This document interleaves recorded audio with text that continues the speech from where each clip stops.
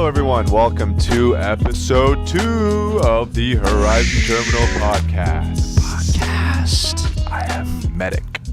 And I'm Lamb Chop. Welcome, you guys. In today's episode, we wanted to tell you the story of how I met Medic and how we became friends. For this episode, I'm going to be Aaron. He's going to be Johnny because that's what we call each other, in our own time. So, yeah. Where does it all begin, Johnny? Where does it all begin? Well, it actually begins with, we met through a mutual friend. His name's also, shout out Aaron Chan, Dr. Aaron Chan, DJ Teddy Inc. What? DJ. And he actually planned a lot of these. He's a very meticulous person, and then he also really liked adventure, and he planned all these amazing summer adventure trips, one of which was an epic road trip, from New Delhi all the way to the Indian Himalayas. It was like a 2-3 week trip, and and you were a part of the the 8-man strong team that was there. Yeah, so we rented these 2 cars and we just drove up there and we trashed the cars. That was awesome. We returned them, and I remember the bumper was taped on, and they're like, "What happened?" And we're like, yeah. So that was crazy. Yeah. But it was cool. I should also mention, I don't think we said this, but we lived in Hong Kong. You live in Hong Kong, but I currently live in Victoria, Canada. So we're not in the same place, but we met and we were hanging out in Hong Kong at this time. So after the India trip though, what were you up to in Hong Kong after the trip? Yeah. So after the trip, we would still sort of see each other, in gatherings and stuff, but it wasn't like we were we would meet up regularly and stuff. And that was kind of because at the time I had taken up a corporate job, and it was something I was very new in. It was something I wanted to get good at. I spent a lot of time and energy to do that, but what that meant was music took a backseat, and I had thought that it was something I could juggle, but it really didn't manifest itself that way. And and then it got to a point where I would go home and then I would see all these instruments, and then I would feel this overwhelming sense of guilt. It's almost like they're looking back at me, saying it's been a year since you played me, it got to a point where it was this vicious feedback loop where the longer I haven't played, the more guilt I felt and the more reluctant I felt to play it. And then it all came to this sort of moment of reckoning when I realized all these melodies that I used to hear in my head, that's where I got a lot of my songs. I would record them in voice memos and stuff, flesh them out. I didn't hear them anymore, and it was a very sad realization that occurred. And by that time it was it was 4 years into my job around, and that was when I decided to quit, actually. Yeah, well, that's pretty crazy that you went through such a big creative rut at that time. I was going through some dark stuff too, but it was very different. I mean, on one hand, I was as a job, I wasn't doing corporate stuff, but I was a music teacher, which is actually really cool. I taught music at this international school, which is great, by the way, because I don't actually have formal music training, so I got away with it. Yes. Shout out to that school. But that was awesome because that was the first time I was oh, maybe I can make music, and maybe music could actually be a viable career option. So that was a really cool thing.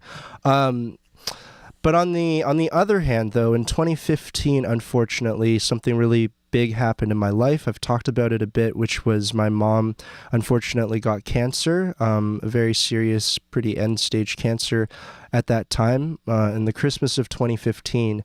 And I've always been really close with her, and it was really hard for me to accept. Also, being overseas, and I had lived in Hong Kong for about 5-6 years up until then, and I had no plans on moving home. Like, I started a career overseas. I had all these friends. I was really caught in the middle of these two places. And on top of that, which was really hard to reconcile from a distance, I was in this very unhealthy relationship.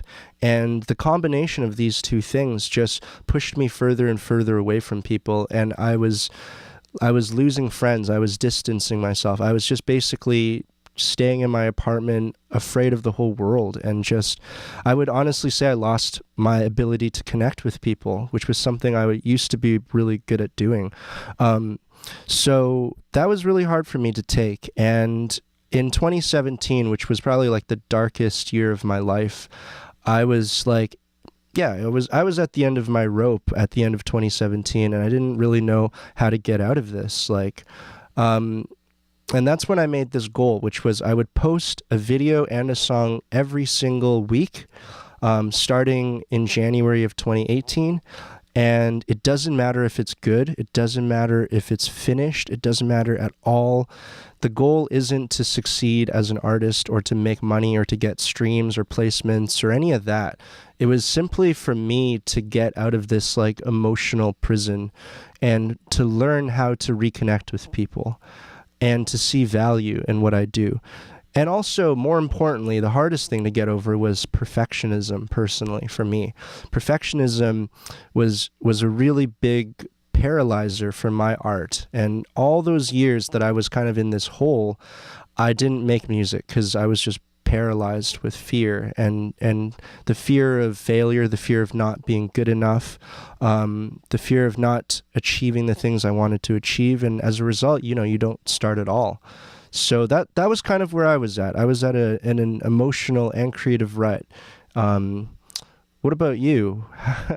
Well, I mean, yeah, that kind of coincided with the timing of it all coincided with me leaving my job.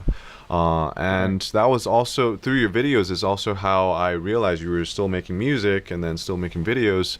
So that's when, we sort of reconnected, and it was actually it was a very healthy and therapeutical thing for me, and because, I struggled with perfectionism as well. I mean, not in this, just in the sense that, my last release was like, 4 years ago. And then, it wasn't like I was practicing my craft since then. If anything, I was worse. I was less practiced. I was less, good at what I was doing. So, that was just an extra level of anguish, I guess, or anxiety, as to why I didn't want to pick up my instrument and make stuff again. And so in a sense, bonding with you at that time was really like learning to walk again. And it was also at a time when I didn't know whether that melody was going to come back, those melodies, Right. And, luckily it's, looking back, it's something that can be trained. It's almost like a muscle, it's the more you do, the more creative elements you expose yourself to, the more it exposes itself to you. Right. So yeah, I mean, we didn't even start off wanting to make an EP. It just started with us like sort of hanging out, listening to music. Yeah. I think that's kind of how it naturally evolved. That was how we did exercise. We got out there, we just made music together because I think for both of us, we were in sort of dark periods in our lives. I was in a dark place emotionally, you were in a dark place creatively, and we were just able to bring it together and try to get over those dark periods in our lives by making music. And that's why we became friends and why we started to make music. And that brings us basically to the end of this part of the story. The next story, or the next part of the story, is about the project. Like, what is Horizon Terminal? What was our goal? How did we create it? How did the whole process go? And we're going to talk about that in next week's episode. So that's pretty much it for us. I just wanted to thank you guys for listening, and we'll catch you guys next time. All right. Peace.